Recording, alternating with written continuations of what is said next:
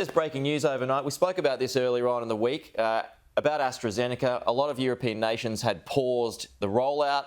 Well, Europe has decided overnight and declared that it is safe to continue to use. So is the government justified in its position not to get too jumpy?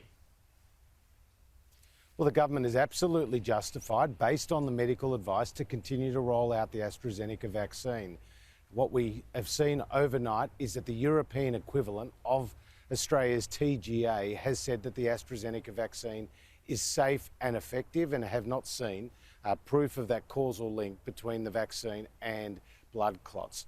It's good news that the vaccine will continue to roll out. More than 200,000 Australians have been able to get the vaccine already. As you know, we've got this domestic sovereign manufacturing capability with CSL that will see more than 1 million vaccines produced each week. That is a good sign as well. That we're on track to deliver the vaccine as promised. We are behind, though. We are at a slower rate than a lot of places. Even the New South Wales Premier Treasurer yesterday declared that we're not going to be able to catch up as if things proceed as they are. What do you say to that?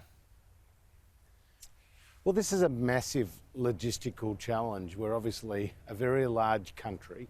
We're working closely with the health organisations, working closely with state and territory governments, and we're undertaking probably the biggest logistical exercise since the Second World War.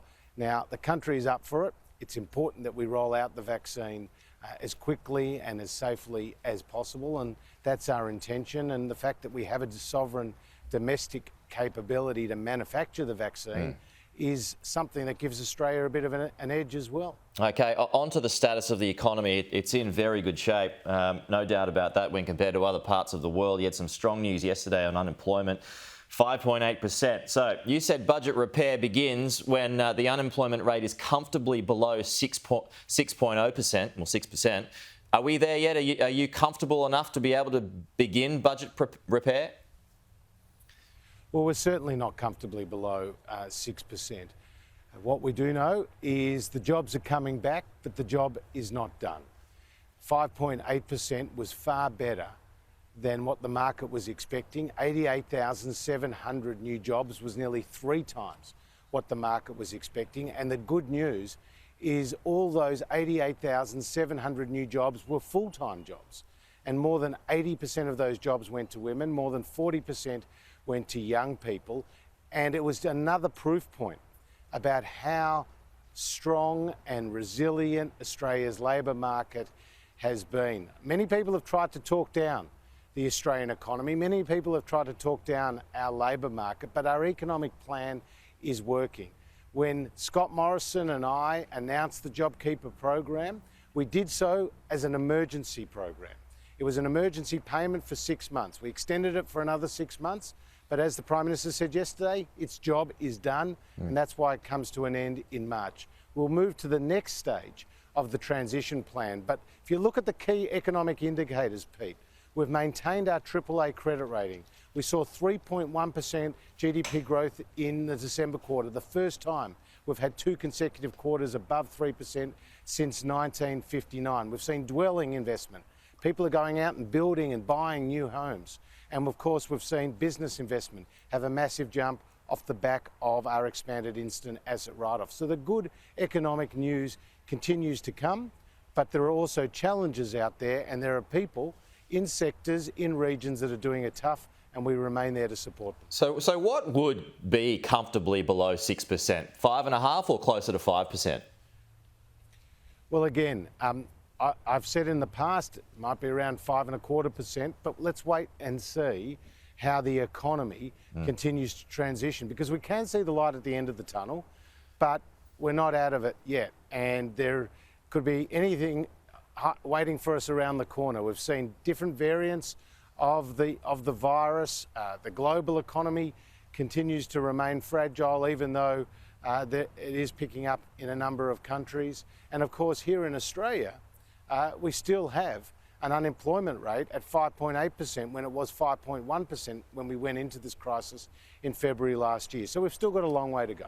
How nervous are you, though? How personally concerned are you about when JobKeeper ends, what it's going to do to the unemployment rate and the economy? Well, ending JobKeeper is the right policy, and it's consistent with what the Reserve Bank has said, and it's consistent with what Treasury have told me. The JobKeeper program has a number of characteristics in it which will create adverse consequences for the economy if you leave it in place as the economy strengthens. In particular, it prevents the more efficient allocation of workers across the economy. It prevents people moving between jobs more efficiently and effectively. It may also prop up businesses that are unsustainable in the long term. We're much better off having targeted support packages like that aviation and tourism package that we announced the other day. Half-price airfares designed to get more tourists on the ground and more planes in the air. The cheap loans that will help businesses back themselves. And of course, other support payments that we've announced. All designed to get businesses to the other side and to get their workers there too. Will the government try again on workplace reform?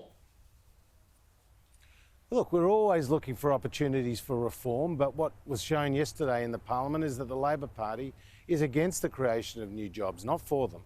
I mean, there were some very sensible reforms in that bill that did not get the Labor Party's support because they took an ideological position. I'm talking particularly about the extension of the term of which an enterprise agreement applies to a greenfield site. I mean, a greenfield site is where you get workers on the ground to help build a new mine or to help build a new gas project. And midway through that project, the employer is forced to the table to renegotiate contracts and basically be held to ransom in some cases. Now, that is a deterrent to more investment. That's a deterrent to more jobs. These were sensible reforms that we worked out together with the ACTU and employer groups. So will you try and revive the ditched components? Holus bolus. Well, again, we tried. We did get some sensible changes through the Parliament, including a pathway to convert as a casual to a permanent worker. But there were still other reforms that didn't get there. We'll continue to assess the situation, but we did try, and we got some changes, but we certainly didn't get all of them. You weren't much of a good luck charm at the football last night, Treasurer. Well, Carlton may have lost, but footy was the winner. Maybe you need Dustin Martin to try and help you get IR over the line. Well, he's certainly a superstar, and he showed that his good form from last year continued into this season. But it was terrific to be there with the Prime Minister and my colleague Dan Tehan and 50,000 proud Victorians because for the first time since COVID began, we had such a big gathering of Victorians, and it's a great lifter of the public mood to see the footy back, to be at the G, to have a pie and have a beer, and to celebrate the goals, but also the losses as well. Yeah, very good to see so many people out in Melbourne last night too. It's been a tough year. All right, Treasurer Josh Frydenberg, appreciate your time as always. We'll talk to you soon. Good to be with you.